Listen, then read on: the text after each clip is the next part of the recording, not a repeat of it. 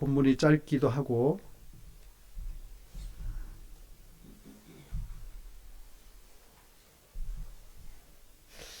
그래서 룻기 3장 1절부터 5절 말씀을 여러분이 개역 개정을 보시고 저는 세 번역을 한번 읽어보도록 하겠습니다. 룻기 3장 1절부터 5절까지입니다.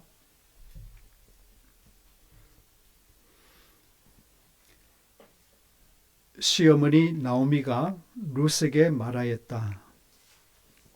얘야, 네가 행복하게 살 만한 안락한 가정을 내가 찾아보아야 하겠다.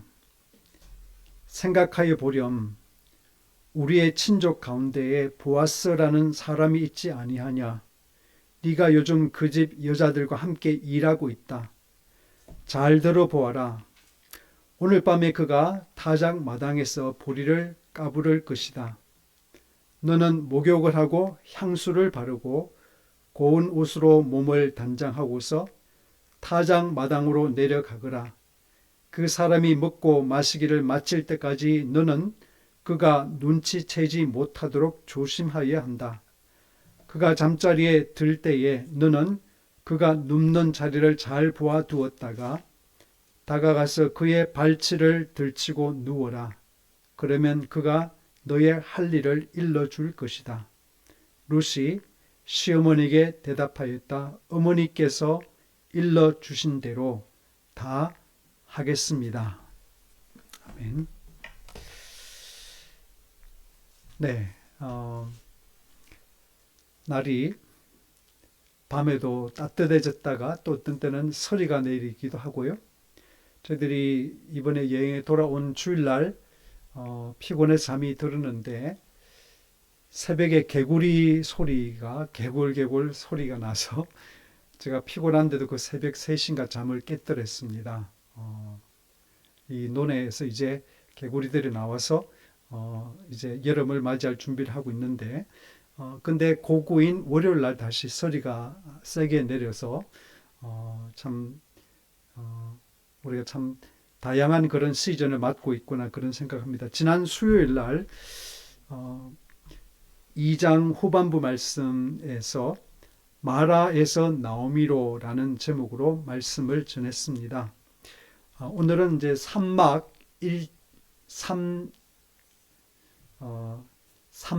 1장을 우리가 맡고 있고요. 3막도 3장까지 이렇게 돼 있는데 아무튼 나오미는 그 자기 자신이 슬픔의 여인 혹은 비통한 여인, 하나님께서 자기를 치셔서 괴롭히셔서 자기는 자기 삶이 그렇게 수렁텅이로 빠졌다고 그렇게 구렁텅이로 빠졌다고 생각을 했는데 하나님께서는 3가지 일을 통해서 나오미에게 기쁨을 회복해 주셨죠. 룻이 그날 첫날 가지고 온 곡식 양을 보고서 22리터 정도 되는 어마어마한 양을 보고서 그리고 룻이 또 보아스가 주어서 넉넉하게 주어서 먹고 남겨온 볶은 곡식을 보고서 누군가가 특별한 사람이 내 며느리에게 특별한 온정을 베풀었구나라는 생각을 할 수밖에 없어서 룻에게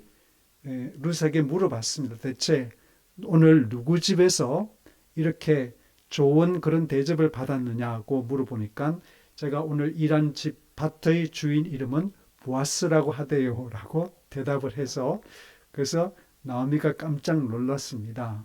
내 남편, 내 죽은 아이들까지도 잘 챙겨주던 그 보아스, 우리 친척인 보아스가 우리한테도 이렇게 잘해주는구나 라고 그렇게 하면서 기뻐했던 그 이야기 속에서 룻과 나오미의 희망이 다시 솟아오르고 있다라는 이야기를 했고요.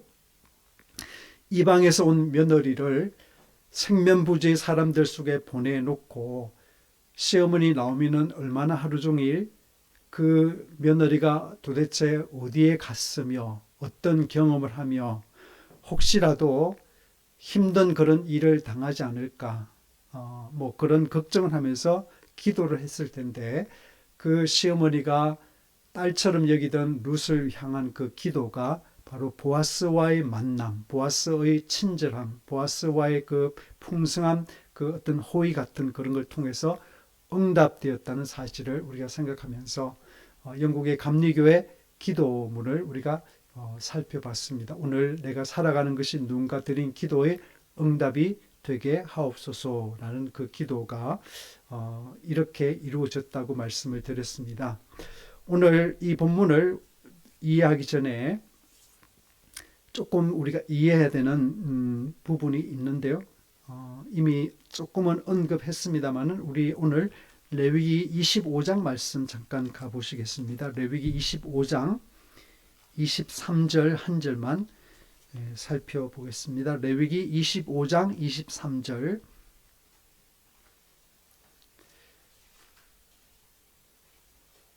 창세기, 출애굽기, 레위기 세 번째 책 25장 23절 천천히 찾으시다 천천히 찾는 그 과정을 거쳐서 25장 23절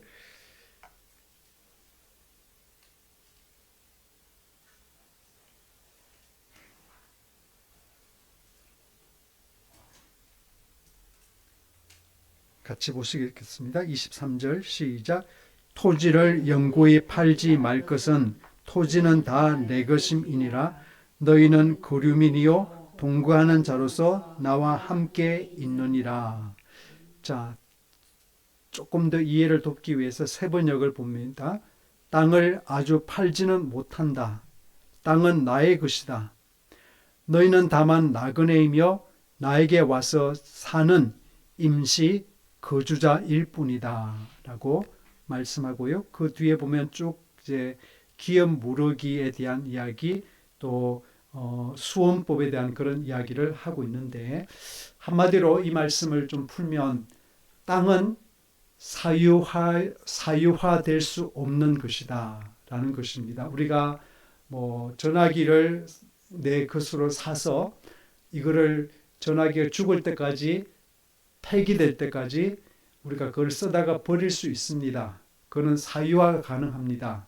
혹은 우리가 어떤 다른 물건을 사서 그렇게 사유할 수 있습니다. 그런데 땅이라는 것은 우리가 사서 마음대로 폐기할 수 있는 것 아니죠. 그런 대상 아니죠. 땅은 내가 이 세상에 태어나기 전에도 있었고 내가 이 세상을 떠난 이후에도 땅은 여전히 존재하는 것이기 때문에 인간이 잠시 그것을 책임질 수 있고 그것을 자기 것처럼 그렇게 여길 수 있으나 그것은 인간에게 속하는 것이 아니라 하나님께 속하는 것이다 라고 하는 것이 성경의 정신입니다. 특별히 하나님께서는 그 원래 7족속 가나안 족속들이 살던 그 가나안 땅을 그 땅의 모든 족속들의 그 죄를 물어서 다 내보내시고 하나님의 그 아브라함에게 약속하신 그 선약하신 그 약속을 이루시기 위해서 430년의 그 긴 시간을 거쳐서 모세 그리고 여호수아를 통해서 그 땅을 주셨습니다. 그랬기 때문에 12지파가 그것을 골고루 나눴고 가족의 숫자에 따라서 그 땅을 분배했기 때문에 그 땅은 그 가족에게 하나님이 기업으로 주신 것이고 그러나 그것도 잠시 이 세상에 살아있는 동안에 갖게 되는 그런 것이기 때문에 저는 그 말씀, 이 한마디 말씀이 땅은 다 내 것이다. 토지는 영구히 팔아서는 안 된다는 그 말씀을 보면서 이 말씀 하나만 하더라도 인간의 본래 자리를 일깨워주는 그런 말씀이라서 그 말씀 안에 대단히 깊은 정신이 들어있다는 생각을 하게 되는 것입니다. 우리가 여러분 함께 몇 분이나 그렇게 하신지 모르지만 구약 지금 하고 있죠. 그래서 저도 며칠 또 비하인드 해가지고 그러고 있는데 아무튼 지금 우리 열왕기 하 역대 상하를 이렇게 넘어가고 있는데 근데 많은 내용들을 보면 우리가 잘 알지 못하고 이걸 꼭 읽어야 되나 내가 읽어도 무슨 말인지도 모르겠고 특별히 역대 하 1장부터 8장까지 이름이 뭐 거의 1000개 정도 나오는 그 이름들을 그저께 제가 읽었거든요. 1000개 되는 그 이름을 읽으면서. 그런데 기억이 안 나는 거잖아요. 뭐 어떤 부분들은 이제 이해가 되죠. 뭐 아브라함 이야기도 나오고 뭐 야곱 이야기도 나오고 모세 가족 이야기도 나오고 그래서 그때부터 이제 포로기까지 그 가족들의 이름을 거명한 거라서 그들에겐 중요한데 우리에겐 하나도 중요하지 않은 것처럼 여기는데 그런데 여러분 그러나 성경 말씀에는 이 레위기 25장 23절 이 한 구절처럼 보석 같은 정신을 품고 있는 그런 말씀들이 이곳저곳에 있습니다. 그래서 우리가 성경 구약 성경 읽으면서 이거 읽어야 되나 이게 나한테 뭐가 도움이 되나 그렇게 여기지 마시고 예? 한 말씀이라도 그 말씀 안에 담긴 하나님의 마음 하나님의 그 정신 우리에게 가르치시려는 하나님의 그 교훈을 우리가 주목할 수 있길 바랍니다. 아무튼 땅은 사유화될 수 없다.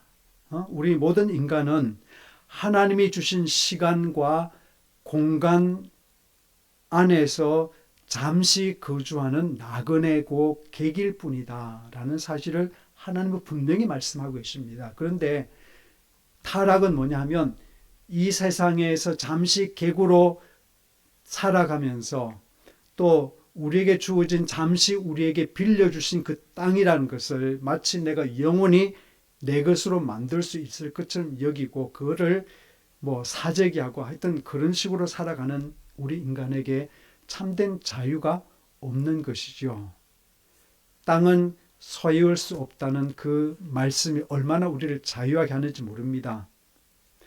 하나님과 인간의 그 관계를 설정하는 근본적인 그 사실을 우리에게 드러내고 있는데 근데 저는 이 말씀을 묵상을 하면서 제 마음속에 뭐 저 자신도 그 속에서 자유하지 못하지만은 좀 서글픈 생각이 드는 거예요. 왜냐하면 우리 한국이 대한민국이 가장 빠르게 기독교화된 그런 나라였고 한때는 30% 정도가 기독교인이었고 지금도 많은 국회의원들이 반 이상의 국회의원들 자신들이 뭐 그리스도인을 그렇게 고백하는 그런 나라 아닙니까?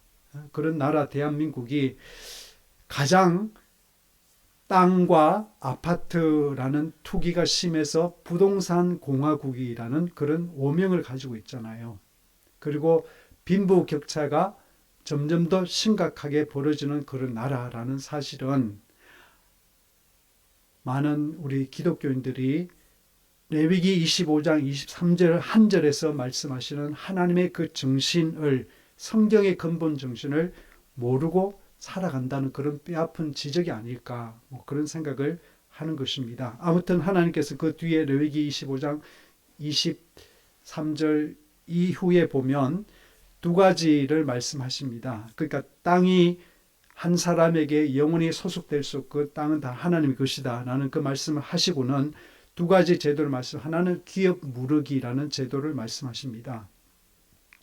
땅이라는 것이 혹은 땅을 하나님께 우리 인간에게 주신 그 기업이 타인의 손에 남의 그 집안에 혹은 뭐 다른 족속에게 영구히 넘어가지 않도록 그럴 수 있잖아요. 그 당시는 많은 변수가 있지 않습니까? 제가 농사를 짓는 사람인데 뭐 투자를 잘못할 수도 있고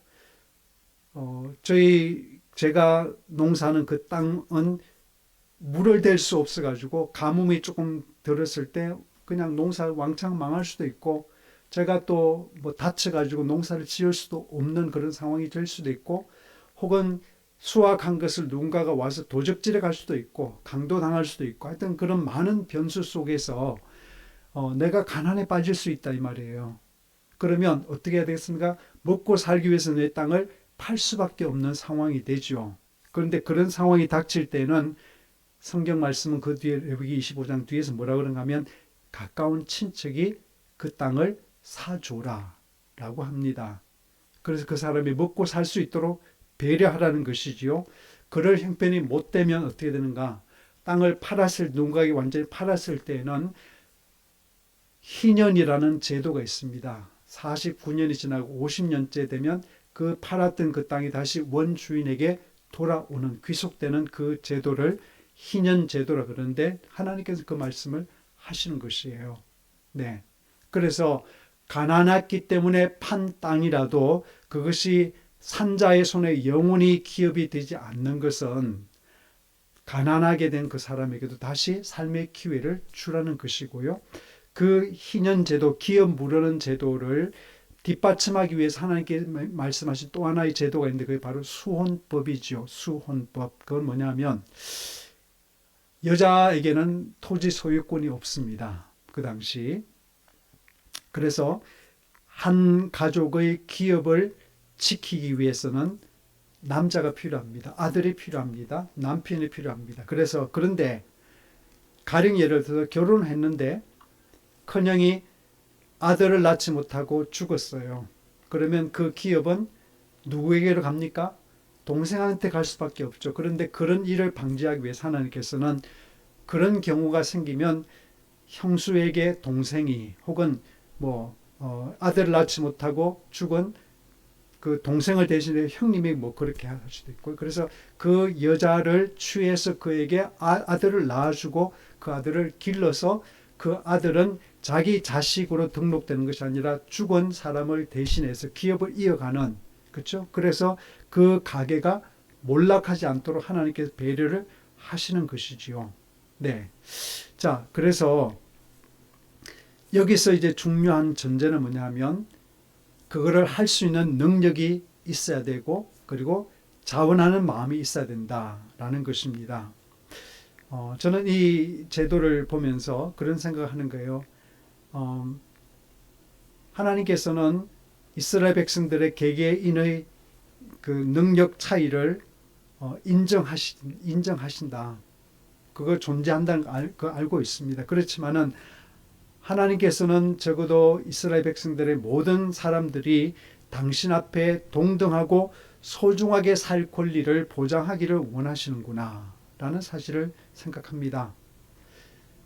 나아가서 이런 제도를 말씀하시는 하나님은 궁극적으로 모든 인간을 구원하기를 원하시는 구원자이시다라는 사실을 우리가 바라보게 하는 것이지요. 자, 그래서 우리가 룻기를 이해하기 위해서는 그 명령을 내리신 하나님의 그 마음을 우리 마음속에 좀 담고 늘 그 시각을 가지고 보는 것이 중요합니다.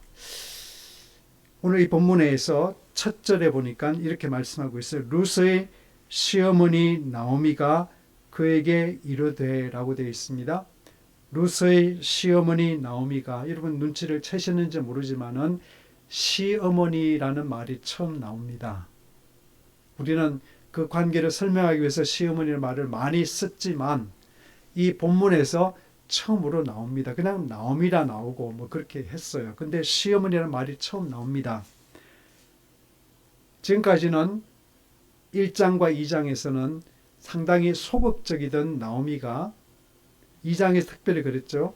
룻이 이삭주로 가겠습니다. 그러니까 그냥 가라고 말했고 룻이 돌아오니까 물었고 그래서 룻이 다 주도적으로 했는데 3장에 오면서 갑자기 지도권이 나오미에게 오면서 그 나오미를 시어머니라고 이렇게 밝히고 있습니다. 안타깝게도 우리 대한민국 여성들에게는 시자가 들어간 그것이 몹시 아쉽습니다. 네.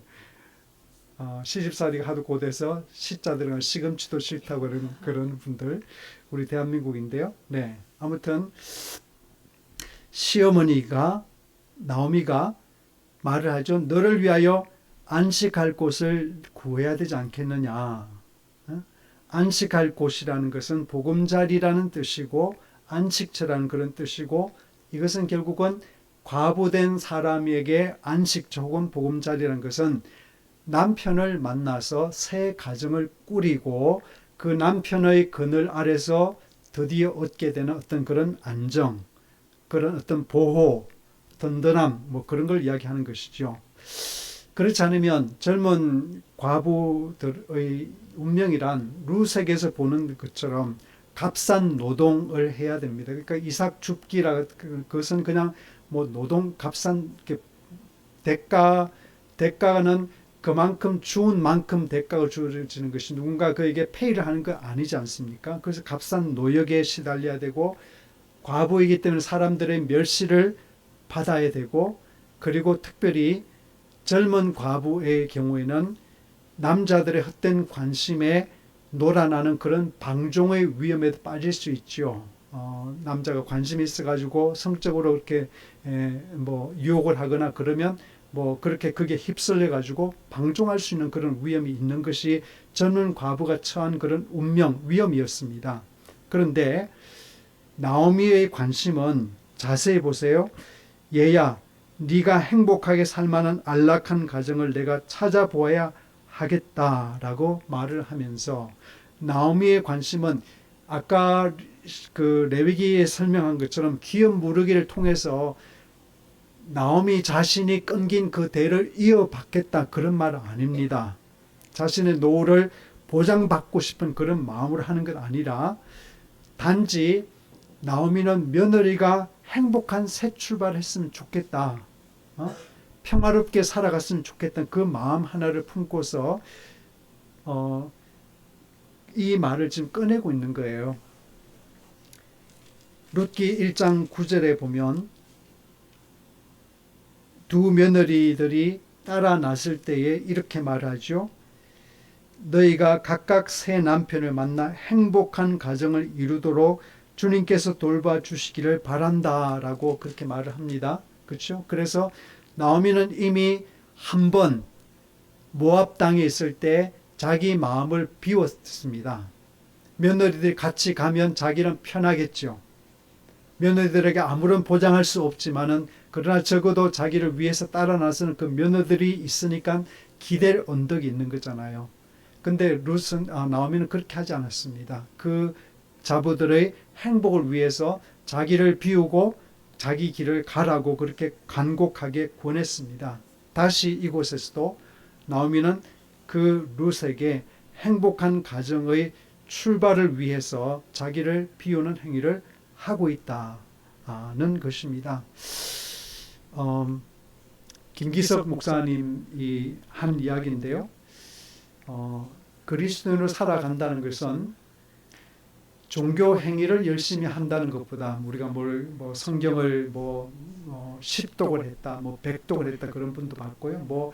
우리가 헌금을 많이 한 사람도 있고, 그런 간정, 어떤 죽었다 깨어난 사람, 병들었다가 고침받은 그런 것들, 어떤 그런 신앙적인 경험보다도 오늘 이 나오미가 보여준 것처럼, 김기석 목사님 표현이 그래요. 누군가에게 설 땅이 되어주는 것이, 그것이 참된 그리스도인의 삶이다라는 말을 했습니다. 그러면서 그분이 이제 무슨 이야기 하는가 하면, 여러분 한번 상상해 보세요. 우리가 지금 제가 서 있는 이곳이 한 30cm 정도 되는 그런 그 공간밖에 안 돼요. 그렇죠? 30cm, 이게 지금 30cm를 한다면 이 정도 공간에 제가 서 있습니다. 다른 공간 필요 없습니다. 그런데 예를 들어서 제가 10m 되는 그 뾰족한 기둥의 끝부분이 30cm밖에 안 되는 거기서 제가 서 있다고 생각해 보세요. 그러면 제가 그곳에서 중심을 잡고 서 있겠습니까? 우리가 이번에도 여행을 하면서 마지막 코스로 그 서천 그 바닷가에 가서 구름다리인가 그거를 이제 전망대 올라가서 그 이제 타면서 밑에를 내려보면서 어지럽다 그렇게 손을 막 붙잡고 불안했는데, 근데 여러분 우리가 그렇죠. 높은 데 올라갔는데 10m, 15m 올라갔는데 내가 선 곳이 딱 요 정도밖에 안 된다면 굉장히 불안할 것입니다. 근데 그래서 우리가 깨닫는 것은 뭐냐 하면, 누군가가 우리에게 설당이 되어준다는 것은 내가 당장은 필요하지 않지만 나에게 안정감을 주는 그런 것이 바로 내가 선 땅의 어떤 힘이란 것이지요. 그렇죠? 네. 그래서 꼭 우리가 뭐를 도와준다, 우리에게 어떤 직접적인 행위를 한다고 하는 것보다도 내 주변에 있어서 내가 마음이 든든한 사람이 있어요.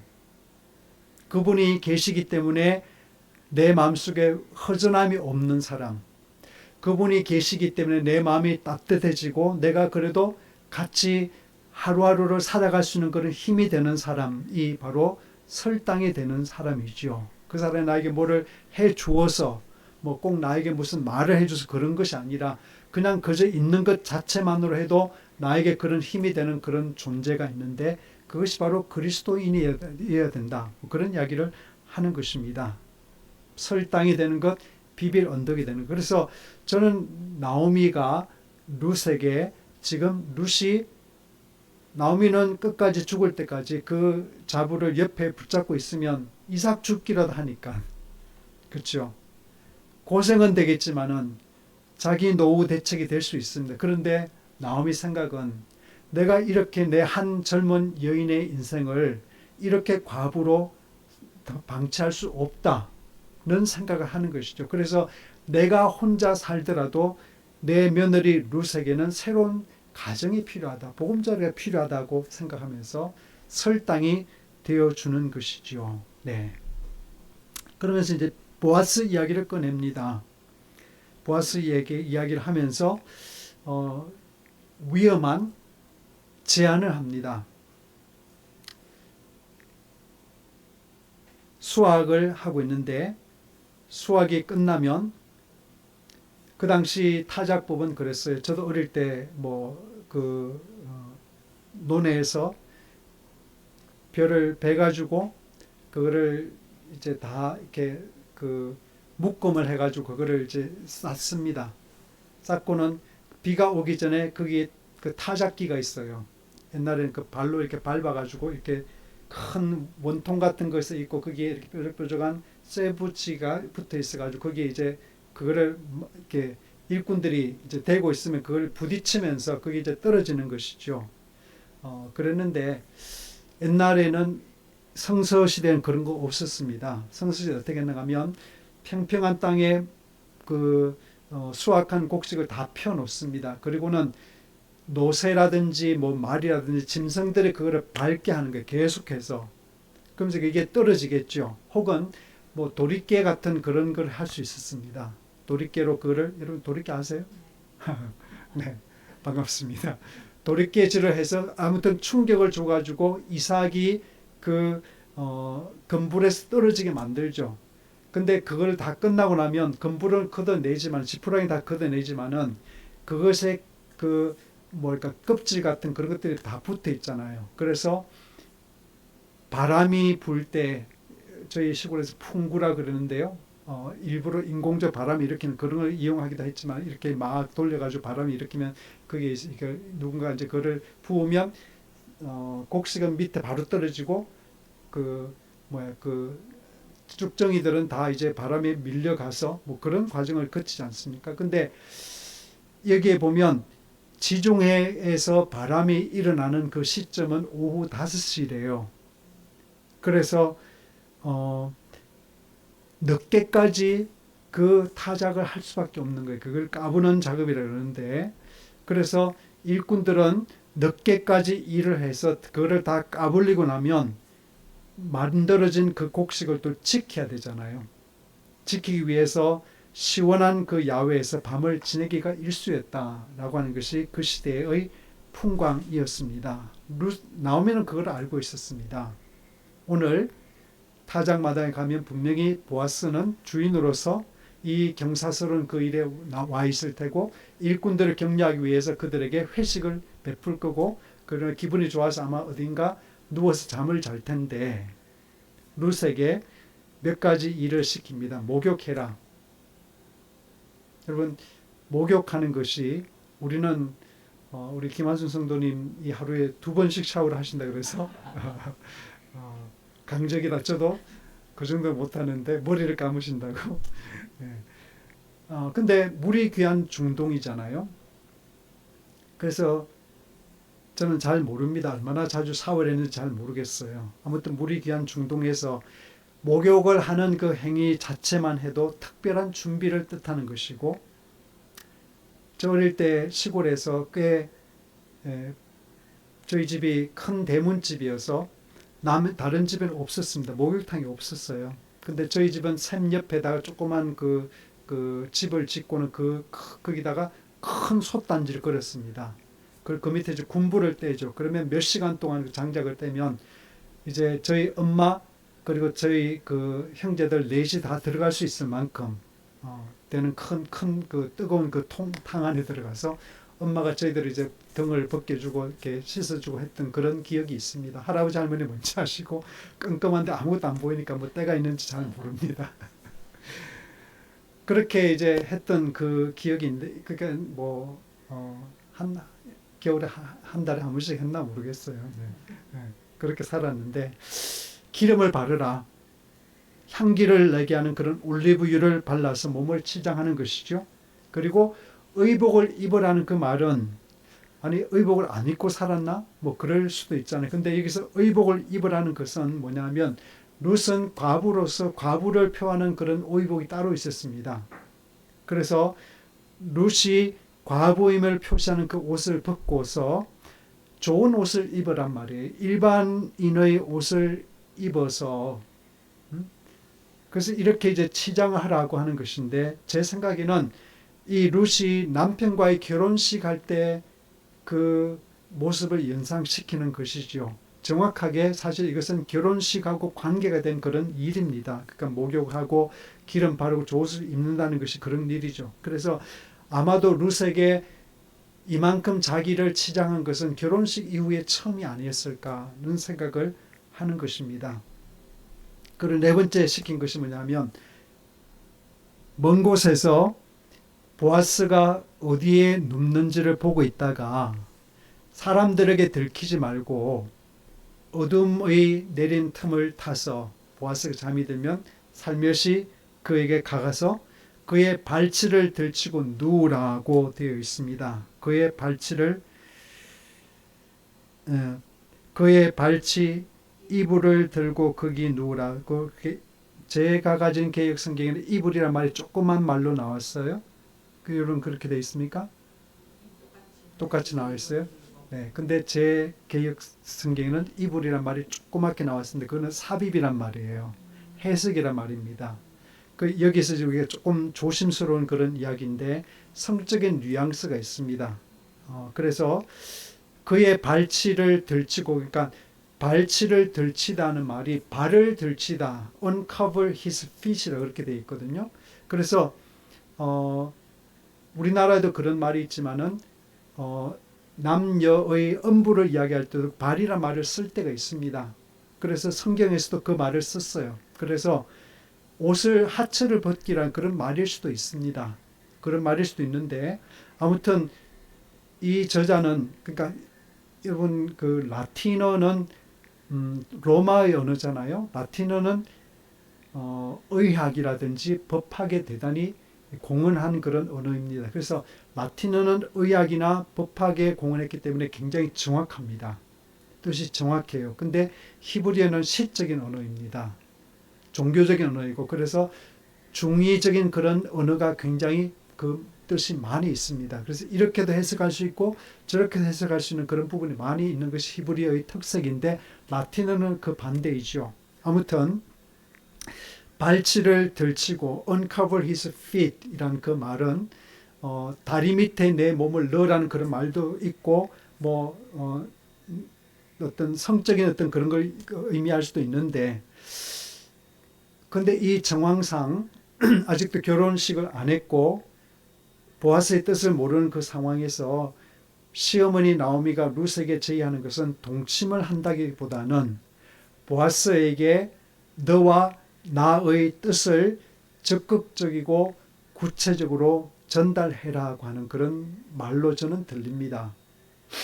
왜냐하면 제가 말씀드렸죠. 이 수확이 약 6주 혹은 7주 정도 계속된다 그랬습니다. 그래서 나오미는 첫날 룻이 그 많은 곡식을 가지고 오고 볶은 곡식도 가져오고 보아스라 말을 들었을 때 굉장히 처음에는 기대했을 것 같아요. 근데 시간이 이렇게 지나도록 한 달, 두 달이 지날 정도로 아무 일이 없습니다. 그래서 제 생각에는 나오미가 아마 마음이 좀 급해진 것이 아닌가. 이 보아스가 너무 착한 사람이고 사람이 성정이 어질다 보니까 그런 제안을 할 수 없는데 내가 먼저 선수를 쳐야 되겠다 그런 생각을 하면서 그렇게 하지 않았을까라는 생각이 듭니다. 아무튼 여러분 야곱이나 이삭의 결혼하는 과정을 보면 결혼식이라는 절차를 거치지 않고 혹은 약혼이라는 기다림의 시간을 거치지 않고 양가가 합의하면 그냥 결혼이 이루어지는 그런 것이 그 당시의 문화이기도 했습니다. 그래서 보아스는 그 집안의 가장이고 나오미는 이 집안의 가장 대리인입니다. 그래서 두 사람이 합의하면 룻과 보아스의 결혼이 부부관계가 성립될 수가 있죠. 그리고 성경은 하나님의 말씀은 분명히 수혼법이라는 것을 보장하고 있으니 결혼이라는 복잡한 절차를 거치지 않고 얼마든지 하룻밤의 어떤 그런 합의를 통해서 결혼식이 부부 관계가 될 수가 있습니다. 그런데 룻을 보내면서 나오미가 그런 말을 합니다. 맨 마지막에. 그러면 4절 끝에 보니까 그러면 그가 너의 할 일을 일러 줄 것이다 라고 보아스에게 공을 넘깁니다. 나오미가 보아스를 신뢰하고 있습니까? 의심하고 있습니까? 전적으로 신뢰하고 있죠. 왜 그랬을까?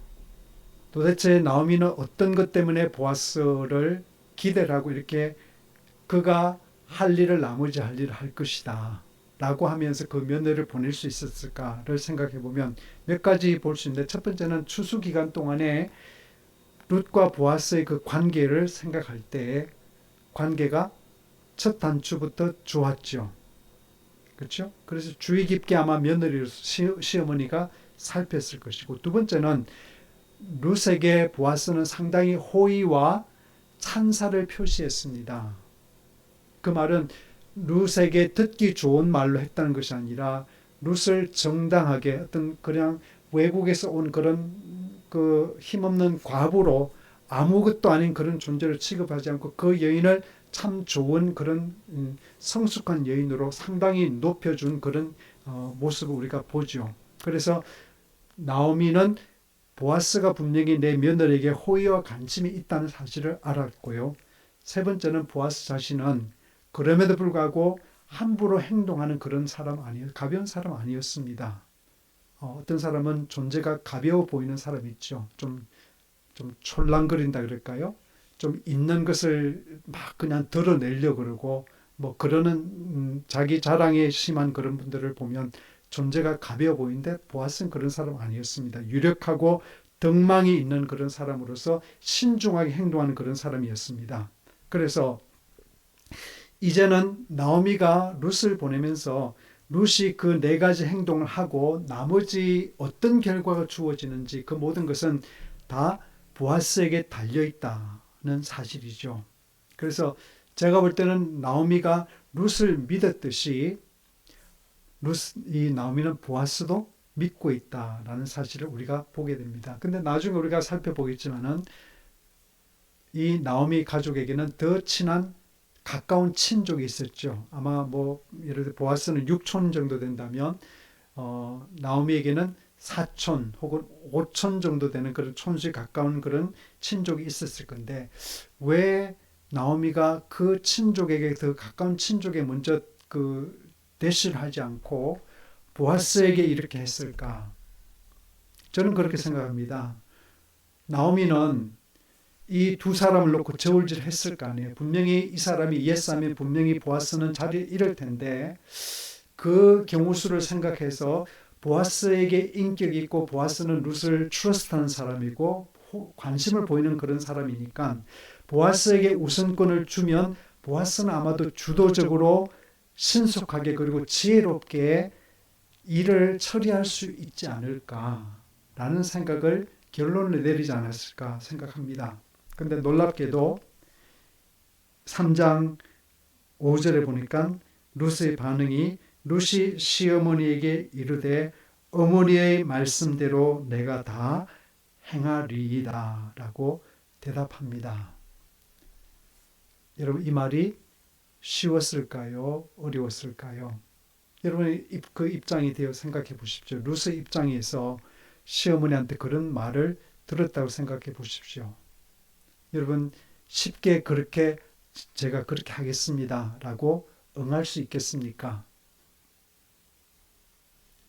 저는 여자가 아니라 잘 모르겠어요.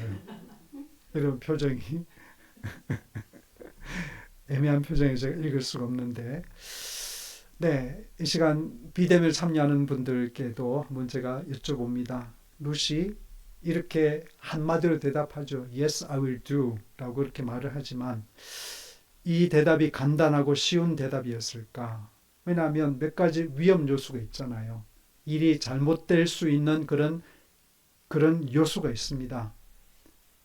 사람들에게 들키면 간음자라는 그 주온 글씨를 평생 동안 써야 되죠.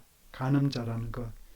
혹은 보아스가 그 행위를 오해해서 나한테 왜 이래라고 이렇게 만약에 그렇게 했다면, 예? 마치 이 룻은 천한 여자, 가벼운 여자, 심지어는 매춘하는 여자로까지 그렇게 오도될 수도 있습니다. 또 하나는 보아스가 그렇게 안 하더라도 그거를 받아들이지 못하면 마치 룻은 신분 상승을 노리는 기회주의자처럼 그렇게 오해받을 수도 있죠. 이방 가난한 과부가 자신의 어떤 젊음과 어떤 외모를 이용해서 그 가난한 신분의 여인이 신분 상승하려고 나이가 든 부자, 제가 볼 때 나오미와 같은 어떤 그 세대인 것 같거든요. 예? 이 보아스가 그래서 얼추 시아버지 뻘 되는 그런 남자 아니겠어요? 남자 이렇게 나이가 많으니까 그런 사람에게 접근한다는 것은 오해를 받으려면 그럴 수 있다 이 말이죠. 신분 상승을 위해서 그렇게 가볍게 행동하는 그런 여인으로 오해를 받을 수 있는 소지가 있음에도 불구하고 룻은 그렇게 하기로 결정합니다. 이유가 있다고 저는 생각해요. 첫 번째 이유는 시어머니가 그렇게 제안하고 시어머니 말을 좀 듣는 것인데 시어머니를 그렇게 신뢰하는 어떤 그 이유가 몇 가지 있을 텐데 하나는 뭐냐면 시어머니의 자신을 향한 그 아끼는 마음을 룻은 알고 있었고 자기를 그렇게 아끼는 시어머니가 나한테 도덕적으로 옳지 않은 일을 시키지 않을 거라는 걸 알고 있었습니다. 그렇죠?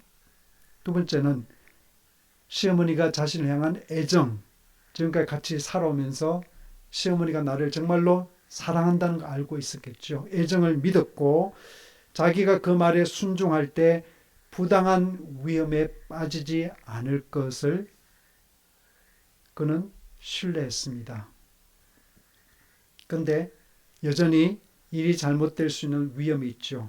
그래서 일이 잘못되어서 룻이 평판이 나쁘게 되더라도 시어머니는 그 경우 수까지 생각했고 그 길이 여전히 최선의 길이라고 본 시어머니 그 판단을 룻은 신뢰했을 거라고 생각합니다.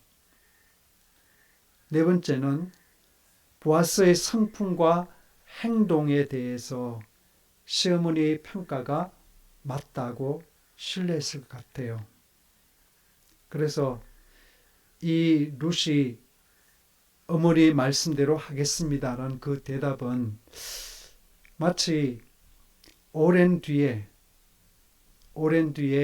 예수 그리스도가 탄생하기 전에 무슨 일이 있었습니까? 누가복음 1장 38절 보면 가브리엘 천사가 마리아에게 나타나가지고 너에게 임신이 될 것이고 그 아이를 예수라라고 하십니다.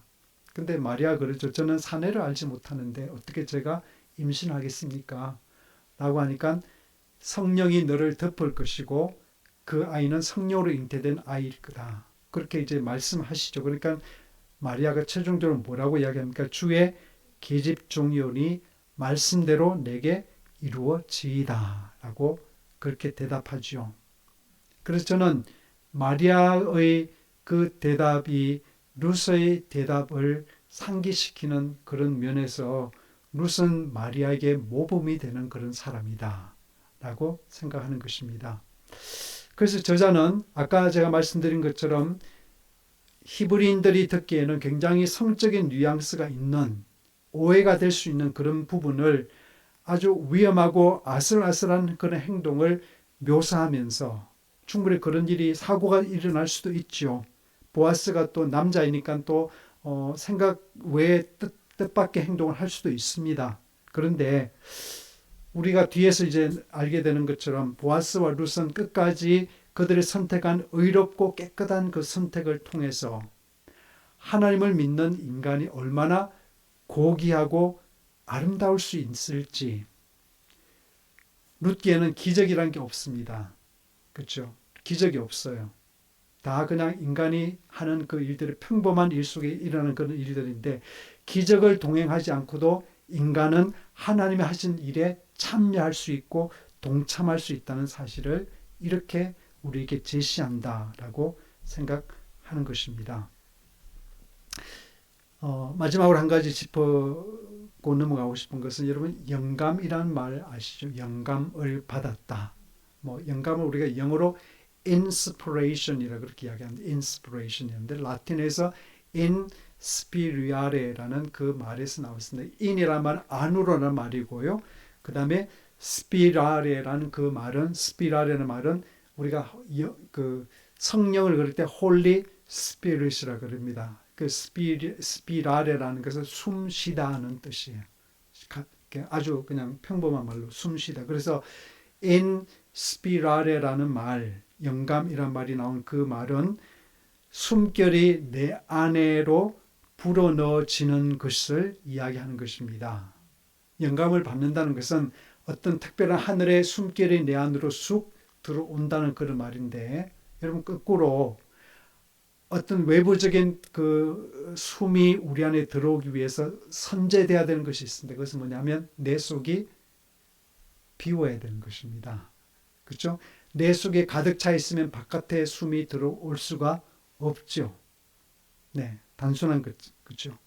그래서 우리가 삶을 살아가면서 하나님으로 혹은 하늘의 것으로 나를 채우기 위해서는 룻처럼 때로는 내 판단, 내 경험, 내가 잘해야 된다는 어떤 그런 집착 같은 것들, 그런 것들을 사실은 때로는 내려놓고 비울 줄 알아야지 하늘의 것이 내 속에 쑥 들어올 수 있다. 그걸 우리가 이제 좀 철학적인 말로 텅 빈 충만이라고 이야기하죠. 그러니까 나를 비울수록 하늘의 것이 가득 채워지는 것을 우리가 텅 빈 충만이라고 이렇게 이야기하는데 우리가 주님을 믿는다는 것은 때로는 자주 내 생각, 내 경험, 내 이성, 내 욕심, 내 집착 같은 것들을 내려놓고 그 자리에 주님이 들어오시기를 초대하고 기대할 때 주님께서 우리에게 풍성한 생명을 주신다라는 것이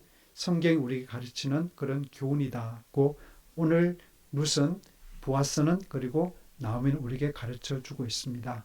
저와 여러분도 우리의 삶 속에서 자주 우리를 비워서 주님으로 우리 자신을 채우고 주님의 은혜로 우리를 장식해가는 그런 귀한 삶을 살아가시기 주의 이름으로 축원합니다. 기도하겠습니다.